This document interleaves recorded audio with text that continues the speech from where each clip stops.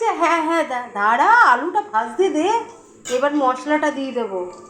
মামা একটা কাঁকড়া হলে আমাকে দেবে গো? হ্যাঁ দেবো দেবো রে দেবো, আমারও প্রিয় তোরও প্রিয়। মশলা দেখ, কাঁকড়াটা দেখাও না। এই তো হলুদ নুন মাখিয়ে রেখেছি। চিংড়ি মাছের ভর্তাটা করেছি, দেখি কি দারুণ কালারটা এসছে। এবার হচ্ছে মশলাটা কষানো হয়ে গেছে। আচ্ছা, কাঁকড়াটা কিন্তু আমি ভাজিনি, এর মধ্যেই কষাবো।